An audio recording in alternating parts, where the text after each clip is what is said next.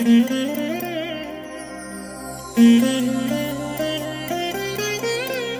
దినం పరము నుండి దిగివచ్చు మాట, ఇది నీ జీవితానికి వెలుగుల బాట, నీ ఒడిలో ఉంచబడిన దీవెనల మూట, అద్భుతాల ఆనంద ఊట. సెప్టెంబర్ 6 సంవత్సరమంతా మీరు బైబిల్ చదివి ముగించడానికి ఈరోజు మీరు చదవలసిన లేఖన భాగము 148, 149 మరియు 150 కీర్తనలు. సాయంత్రం 1 కొరింథీ పత్రిక 15వ అధ్యాయము 29 నుండి 58వ వచనం వరకు. ప్రియమైన దేవుని బిడ్డలారా, ఈ ఉదయకాల సమయంలో ప్రభు యొక్క హస్తం మీకు తోడైండునుగాక. ఆయన యాకోబు దేవుడుగా పిలువబడ్డాడు. ఎవనికి యాకోబు దేవుడు సహాయుడగునో ఆ మనుష్యుడు ధన్యుడు అని వాక్యంలో వ్రాయబడి ఉంది. నా ప్రియమైన దేవుని బిడ్డలారా, యాకోబు దేవుడిగా పిలువబడిన మన ప్రభు ఈరోజు మీకు సహాయం చేయడానికై మీ ప్రక్కన నిలవబడ్డాడు. మీరు ఆత్మనేత్రాలతో మీరు ఆయన చూడండి.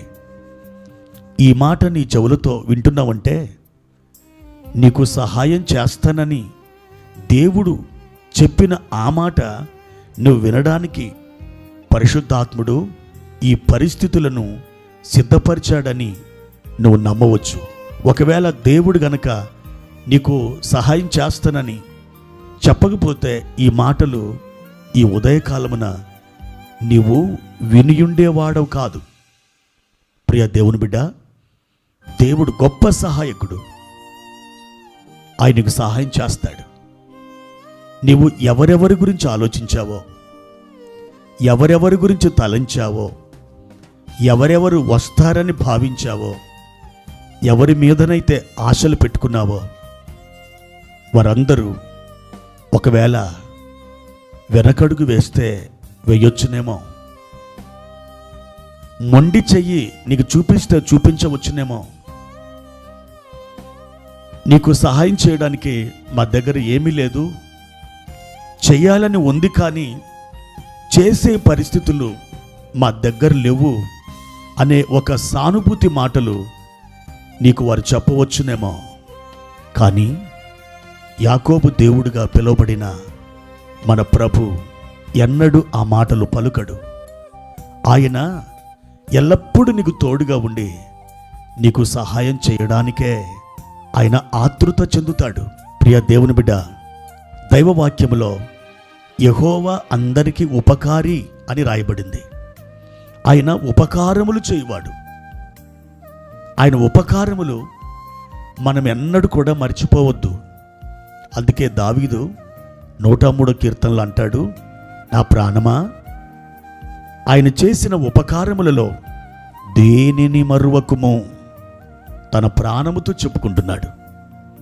దేవుని బిడ్డలారా, మీరు కూడా ఈ ఉదయకాలం ఆయన ఇంతవరకు ఎన్నెన్ని మేలులతో ఆయన తృప్తిపరిచాడో వాటన్నిటిని జ్ఞాపకం చేసుకొని ఆయనకి కృతజ్ఞతాస్తుతులు చెల్లించండి.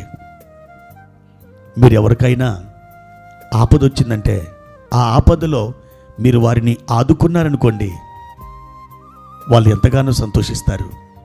మీరు కూడా ఆదుకున్నందుకు సంతోషపడతారు. అయితే కొన్ని రోజులకి మీరు చేసిన సహాయాన్ని వారు మర్చిపోయి మీకు వారు ఎదురుపడిన కనీసం నమస్తే అండి, లేదా వందనాలండి, నమస్కారం అండి అని కూడా చెప్పకుండా వారు ముఖం చాటేసుకొని వెళ్ళిపోయారంటే వారి గురించి మీరు ఎంతో బాధపడతారు కదా. మనకే ఇంత బాధ ఉంటే ఎన్నో గొప్ప మేళ్ళని ఆయన నుండి పొందుకున్న మనం ఆయనకి కృతజ్ఞతాస్తుతులు చెల్లించకపోతే, ఆయన మేళ్ళని మనం తలంచుకోకపోతే మరి మన సృష్టికర్త అయిన దేవుడు బాధపడడా? ఆయన తప్పకుండా బాధపడతాడు.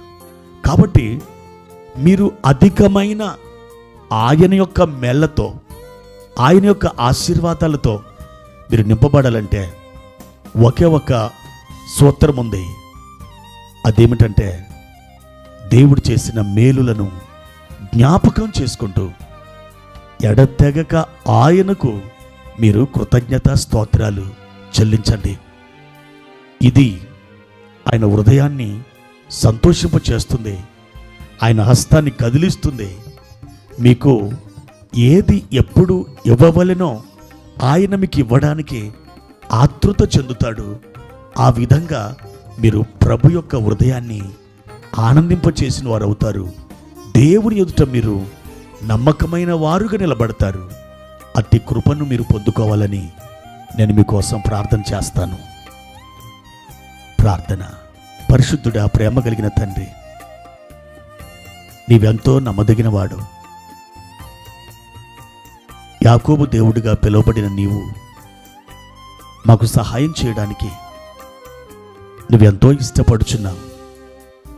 మా ప్రియ తండ్రి, ఈ ఉదయకాల సమయంలో మా ప్రియులను మీరు జ్ఞాపకం చేసుకొనండి, మీరు దీవించండి, మీరు బలపరచండి, అద్భుత ఆశ్చర్య కార్యములను జరిగించండి.